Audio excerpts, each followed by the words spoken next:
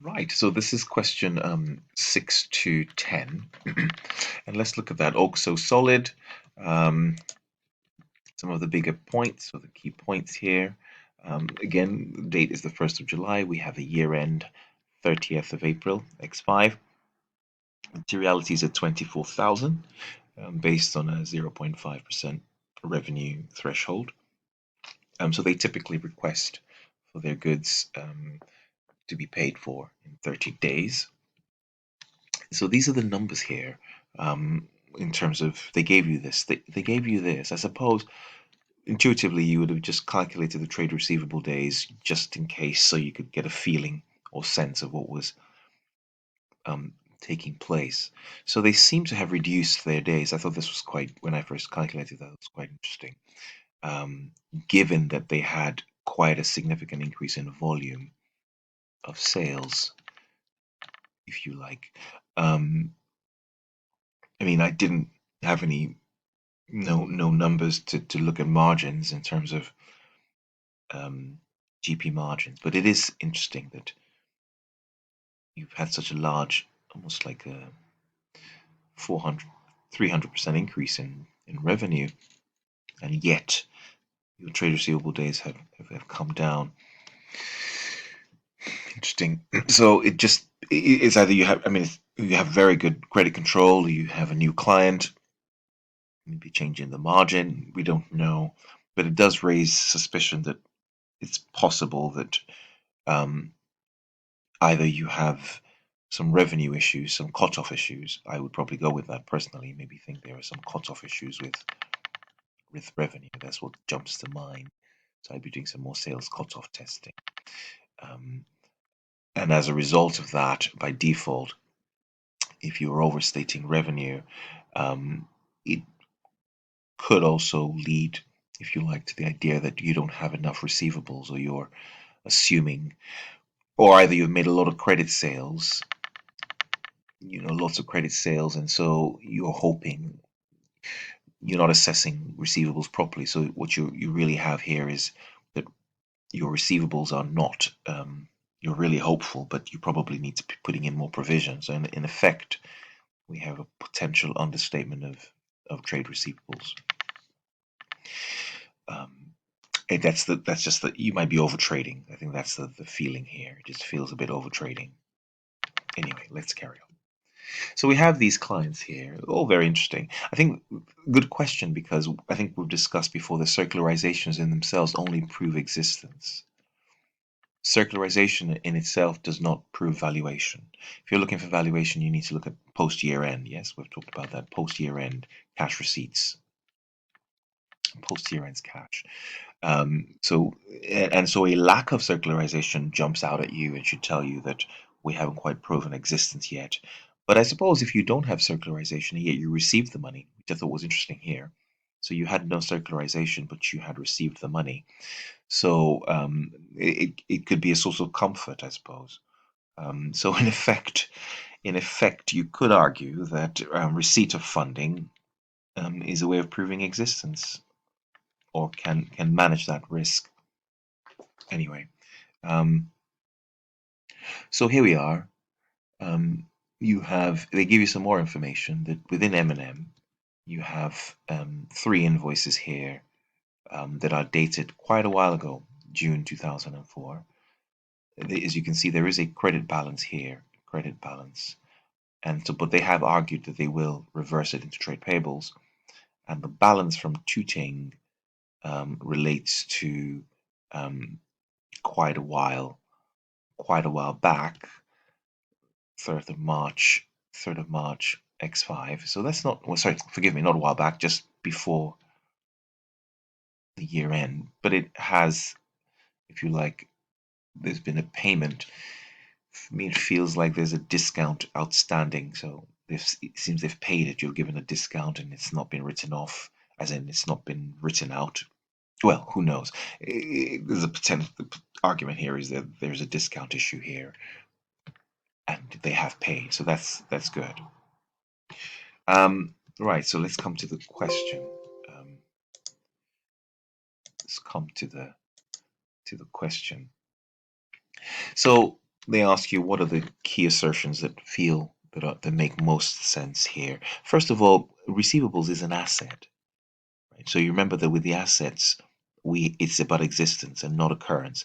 This fits perfectly for revenue because revenue is in it. Our events happening, so about occurrence. We do sales cutoff. We look at the accuracy of the figures. We don't. I suppose you could argue it's an asset. So with assets, you're thinking, does it exist? Is it yours? And are they all there? Right. So first of all, assets exist. I think it's important that assets don't occur. We don't use occurrence for statement of financial position balances. I say that cautiously, but we don't. Occurrence is for the statement of profit or loss. Okay. The ownership issue is what we use for profit, statement of financial position again, and completeness we test to ensure that all the orders, sales orders, and all the goods dispatch notes are on the system. We don't have anything sitting around. So there we are. So the first one made the most sense. I suppose you could have gone for this one, but like I say, we don't quite do. I'm really cautious. We do cutoff for revenue, so we don't quite do cutoff for receivables. It's not quite. It doesn't quite work. It's just what assets do we have at the end of the year. By doing the cutoff for revenue, in effect, you are probably covering that. This is an interesting question. I thought it was a little bit. I think there could have been a bit more guidance to tell you that what they wanted to do was they wanted you to actually go along and look at trade receivables between the periods. I mean, it says here the correct movement in the receivable collection period. So it's only because, like I said, if you had just felt, listen, let me do this myself, then you might have just. I imagine you would have wanted to at least understand what was going on between. So you can see there's a reduction in in 21 days. You can see it yourself from here to here. But hopefully you would have picked that up. And that was that one. So here is we have what we see is a reduction in 21 days, and I've highlighted that I was probably suspecting I felt that there was an understatement of receivables, and none of the others made sense. When I say made sense, I won't say there was a going concern risk. You definitely weren't overstating receivables as a result of this, and there was an audit risk implied. So understatement of receivables made the most sense. Valuation. Valuation. Which are we interested in terms of valuation? So let's look at the figures here. So in terms of valuation here, I'm interested in a lack of receipt of funds on debt. Cat jumps to mind. So we see here that Cat owes us here. She does exist, but nothing's been received. So I'm interested in what's going on with Cat. Here with Dre, in terms of valuation, we received all of it, so I'm not interested in Jay. Got his money. Here we have this. Um, Even if I didn't know anything at the time, I would also be interested in valuation here. I'm not really interested in valuation here. They've paid more than they should have. I received all the money here, and I've technically received all the money here. So really, Cat and M&M jump out as the answers there that I'm interested in valuation. Right? Cat and M&M jump out straight away in valuation there. And then in terms of existence, like I said, circularization helps us with existence. So immediately I'm interested in M&M and 30 pence. So M&M, because you haven't received anything and there still seems to be an outstanding payment, 30 pence they have paid. So I remember looking at this and looking for an M&M and 30 pence. And in all honesty, I remember looking at this and thinking, oh, only an M&M and 30 pence. And then when I did look at it and see that M&M, and I saw an M&M on its own, and I thought this could be a trick. This could be a trick because 30 pence have paid. So why would I really be interested in the existence of M&M? Sorry, in 30 pence. So in all honesty, I wasn't sure. I had both of them there. I just wasn't sure what the examiner wanted to do with you. I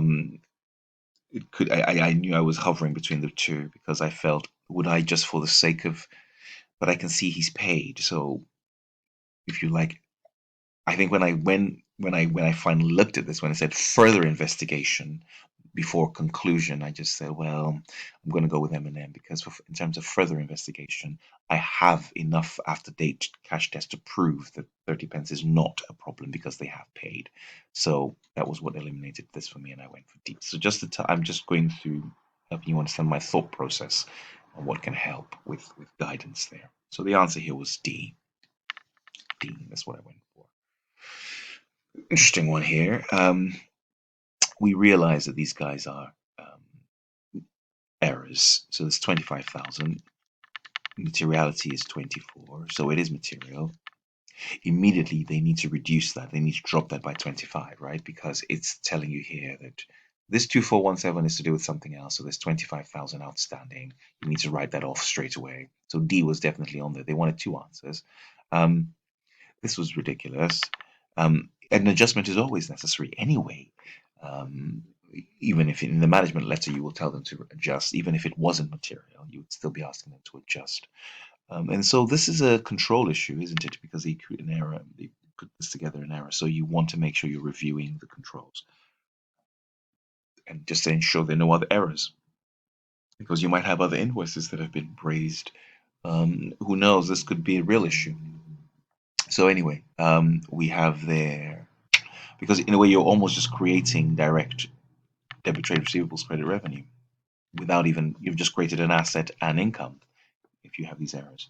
So A and D are the issues here. So A and D are the answers. Cool, great stuff. And that's 6 to 10.